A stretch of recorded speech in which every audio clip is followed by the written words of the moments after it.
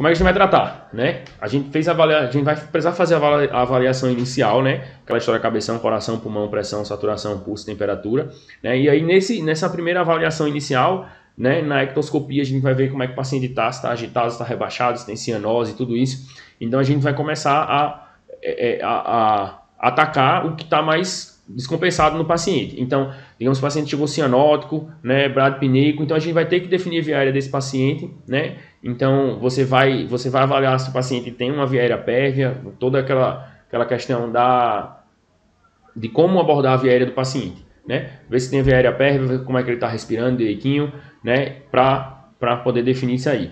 Né? Se não é aquele paciente que chegou tão grave, você precisa avaliar se você é um paciente que você precisa definir uma via aérea mais rápido, né? Um paciente que você pode instituir outras medidas, esperando e postergando aí essa intubação, por exemplo. Né? Então, um paciente que não consegue proteger via aérea, um paciente que chegou muito rebaixado, né?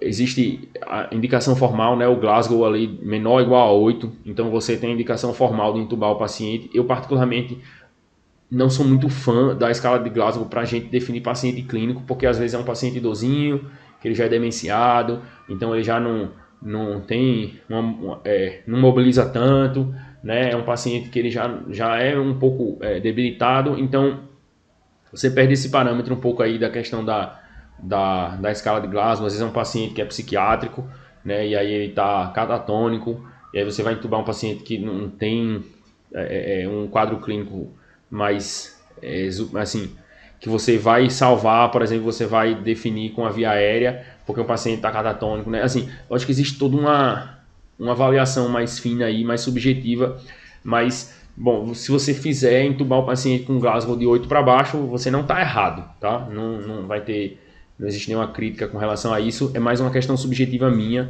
né? A escala de Glasgow ela é boa para a gente passar o caso para o colega, né? Mas eu gosto sempre de, mesmo quando eu digo a escala de Glasgow, eu digo a avaliação física dele com relação aos pontos específicos da escala de Glasgow, né? Porque às vezes é um paciente que ele já não tinha abertura ocular, é um paciente que já não verbalizava, então isso aí prejudica um pouco a avaliação, tá?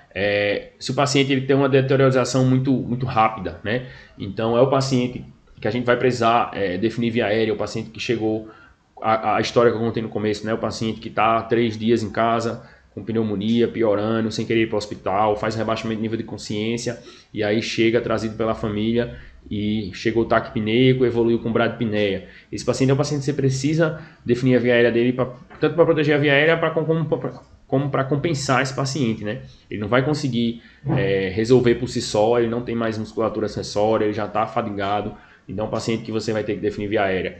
Então, existe essa avaliação subjetiva. Então, um paciente que deteriora muito rápido, o paciente não consegue proteger via aérea, é o paciente que a gente vai precisar intubar. Tá? Se a gente não precisou intubar o paciente, né, a gente fez a primeira avaliação, né, viu que ele está tranquilo, que ele segura ali um tempo, ou ele segura pelo menos uma primeira tentativa, né, de você não intubar o paciente, né, por todas as morbidades que a intubação traz.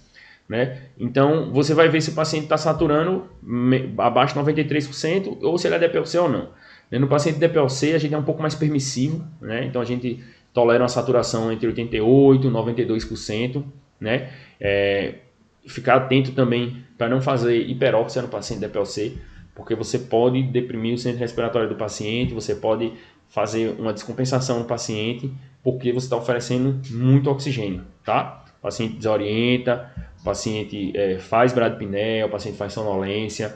Recentemente eu tive um caso, a paciente teve uma intercorrência, assim, teve uma avaliação que ela desaturou, né? Colocaram ela na máscara no reservatório, ficou saturando 100%, a paciente não lembra de nada do que aconteceu, ficou super sonolenta e, assim, hoje ela tá, depois desmamaram o oxigênio bem rápido, né? Poucas horas depois tiraram o oxigênio, botaram ela no catéter de novo, ficou ali saturando entre 88 e 92, né? Ela é uma paciente de DPLC grave, mas ela ficou desorientada, sonolenta, ficou bradipneica, não lembra de nada do que aconteceu. Então, tem que ter cuidado com isso aí para não ofertar tanto oxigênio para o paciente DPLC.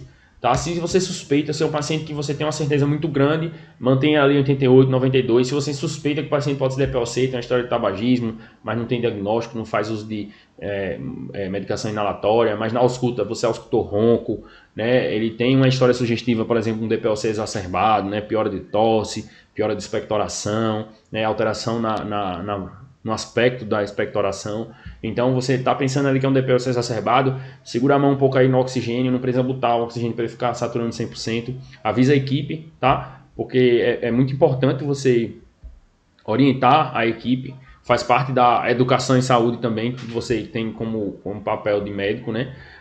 Então, orienta a equipe, ó, não quero a saturação desse cara em 100%, não precisa ficar tanto, baixa o oxigênio, tá? Porque o pessoal chega, vê, se assusta muitas vezes, não tem um conhecimento e pá, topa o oxigênio. Então, o paciente DPOC é mais permissivo, no paciente que não é DPOC, ele está desaturando por algum outro motivo, está em insuficiência respiratória por alguma outra razão, saturando menos de 93%, a gente vai oferecer oxigênio, tá? Se o paciente ele não está saturando menos de 93, está saturando 94, 95, mas ele está desconfortável, você pode também colocar o paciente no oxigênio, tá? Oferecer um baixo fluxo de oxigênio, porque o ventinho no nariz ele tem um efeito psicológico também, tá? É um reflexo primitivo da gente, então ele dá uma tranquilizada, né, quando você bota o catéter. Então o ventinho no nariz, igual cachorro, né? Ele tem esse efeito que dá uma tranquilidade na gente por um reflexo primitivo. Então o paciente que está saturando menos, tudo está muito ansioso, está muito agitado, você pode botar oxigênio lá, baixa o fluxo para dar uma aliviada nisso aí, tá bom?